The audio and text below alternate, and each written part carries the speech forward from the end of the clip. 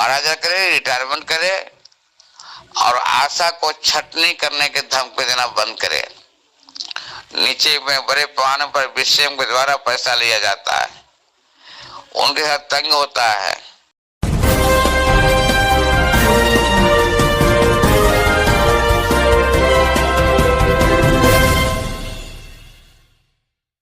छठ पूजा के अवसर पर सभी लोगों को शुभकामना व्यक्त करता हूँ। आज पहला अर्घ है। राज्य के तमाम आशा फैसिलिटेटर, ममता वैक्सीन कोरियर, जीविका आंगनबाड़ी, विद्यालय रसोइया एवं राज्य के तमाम जनता वासियों एवं समस्त परिवार को छठ पूजा के अवसर पर हार्दिक शुभकामना सभी को व्यक्त करता हूँ। आज का दिन सूर्य भगवान का दिन, कल का दिन सूर्य भगवान का दिन है।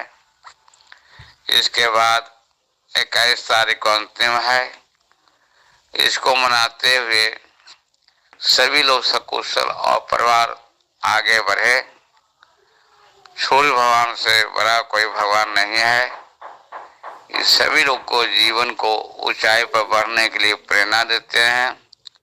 वीडियो को लाइक करके चैनल को सब्सक्राइब कर लीजिएगा, क्योंकि आपका एक लाइक ही हम सब आशा कार्यकर्ता, ममता वैक्सीन कुरियर, आशा फैसिलिटेटर का मेहनत का फल होगा। इसके अलावा सभी लोग को नए उमंग के साथ अपनी लड़ाई को जारी रखना है। हम राज्य के तमाम आशा फैसिलिटेटर, वैक्सीन कुरियर, ममता लोगों से अपील करते हैं कि किसी हालत में 22 नवंबर, 23 नवंबर को 14 सूत्री मांगों को लेकर अपने अपने पीएससी पर धरना जरूर दें। शांतिपूर्वक 21 तारीख को प्रभारी को सूचना देने का काम करें। 22-23 को डिमांड कॉपी भेजा जाएगा और बैनर जरूर बनाएं। बैनर लगाकर बैठे और उसका फोटो व्हाट्सएप पे भेजिए। यूट्यूबर और अखबार मीडिया के जरूर मैनेज करें। स्थानीय प्रखंड में यूट्यूबर, सोशल मीडिया वाले लोग रहते हैं, उनको बुलाया कर बैनर के साथ अपनी मांग को भी उसमें रखें।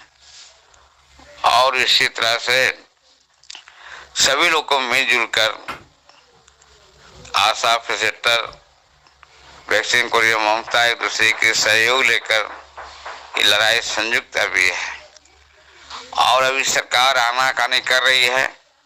22 नवंबर के मंत्रिमंडल की बैठक है, इसलिए हर पीएससी में धरना देना बहुत जरूरी है। ये लड़ाई आपका है। छठ पूजा के बाद 21 तारीख से सभी लोग को गुलबंद करके वह पीएससी में जाएं और बैनर 21 के जरूर बना लेंगे। बैनर का क्या नाम होगा हमसे पूछ लेंगे, या इसके पहले एडियो में हम बोले थे कि बैनर इस प्रकार का होना चाहिए। और इस तरह से राज्य के तमाम प्रखंड में अगर धरना हो जाता है तो सरकार के पास मैसेज जाएगा, उसका प्रभाव पड़ेगा। मेरा लड़ाई लगातार चलेगी जब तक आशा फैसिलिटेटर के प्रोत्साहन की जगह वेतन करे। 25,000 की मुख्य मांग है। वैक्सीन कुरियर को 30 दिन का वेतन तय करे, स्वास्थ्य विभाग में नियोजन करे। और जो डिब्बा पर 500 रुपया की मांग है, 12 लाख का बीमा है, इस पर विचार करे। वार्ता हुई है कार्यपालन निदेशक से, जो बातचीत में सहमति बनी थी उस पर सरकार विचार करे। ममता के समय में भी संत रविदास के जयंती के अवसर पर डिप्टी सीएम बोले थे सरकारी कर्मचारी का दर्जा देने का, इत्यादि मांगों को लेकर सरकार को गंभीर होना चाहिए, सदस्य मांगों पर विचार करना चाहिए। अगर विचार नहीं करती है तो लड़ाई आमने सामने है। अभी बिहार के सामने एकमात्र जो है सरकार को चुनौती है कि आशा और फैसिलिटेटर को सरकारी करे, क्योंकि घोषणा पत्र में ये बोले थे 20 के चुनाव में, और ये 1500 2000 से जीविका उपार्जन नहीं चल पाएगा, ये हम नहीं बोल रहे हैं, तेजस्वी यादव ने बोले हैं। तो फिर जो है इतने कम पैसा क्यों मिलेगा? केरला के तर्ज पर 12,000 करिए। ये सरकार को चाहिए था जो 1600 विकास मंत्री को 28,000 25,000 जो किए उसको 15,000 करते, बाकी पैसा आशा फैसिलिटेटर को देते, वैक्सीन कोरियर ममता को देते। इस तरह से अन्य योजना कर्मी पर बजट को बढ़ाना चाहिए था और मांग पर विचार करना चाहिए। इसलिए सभी लोगों से मेरा निवेदन है कि 22-23 नवंबर के जो पीएससी पर धरना है उसको सफल बनाए।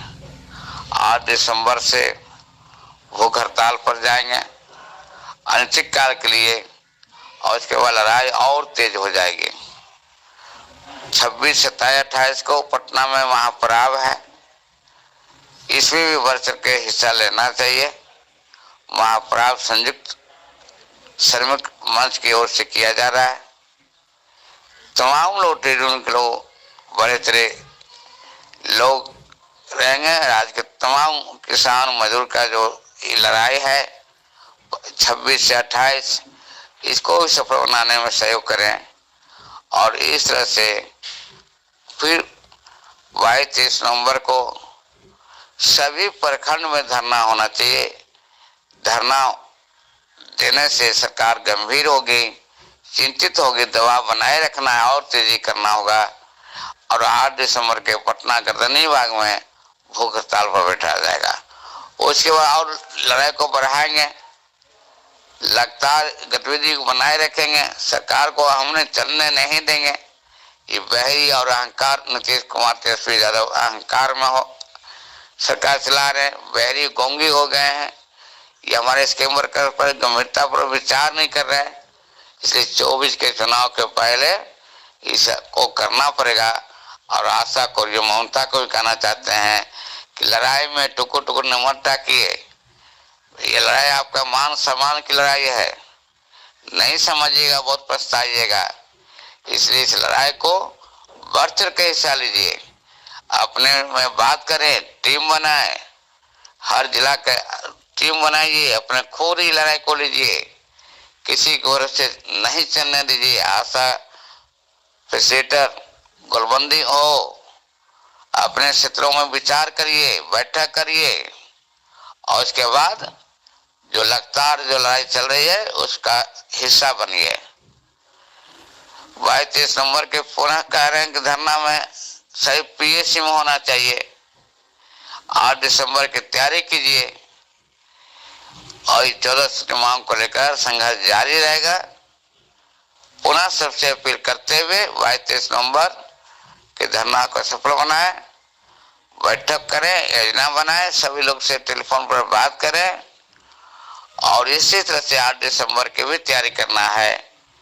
और जब तक मांग वेतन नहीं हो जाता है हम प्रशासन पर नहीं मानेंगे, सरकार को छल करने नहीं देंगे। आशा फैसिलिटेटर को केरल हरियाणा के तर्ज पर 12,000 करे, रिटायरमेंट करे, और आशा को छटनी करने के धमकी देना बंद करे। नीचे में बड़े पैमाने पर बीसीएम के द्वारा पैसा लिया जाता है, उनके साथ तंग होता है। हमारे आशा के साथ अन्याय करना बंद करें, उसके साथ शोषण नहीं चलेगा, कई अफसरशाही नहीं चलने देंगे। बिहार के तमाम बीसीएम और अकाउंटेंट हेल्थ मैनेजर को सावधान होना चाहिए और सरकार को विचार करना चाहिए कि आशा और फैसिलिटेटर कोविड-19 लड़ाई में या हॉस्पिटल के सबसे काम में बढ़ चढ़ के हिस्सा लेते हैं। चुनाव ड्यूटी से अलग रखिए, चुनाव ड्यूटी में आशा फैसिलिटेटर काम नहीं करेगी। और काम के जो प्रोसेस है, काम की जो जिम्मेवारी है, वो 8 घंटा काम करेगी, छुट्टियां भी मनाएगी। इस तरह से माननीय मुख्यमंत्री से, उप मुख्यमंत्री से लगातार बातचीत चल रही है। इसलिए आप सभी लोग को गंभीरता से विचार करें और सारे कार्यक्रम को सफल बनाएं। संघ के महासचिव कौशल वर्मा।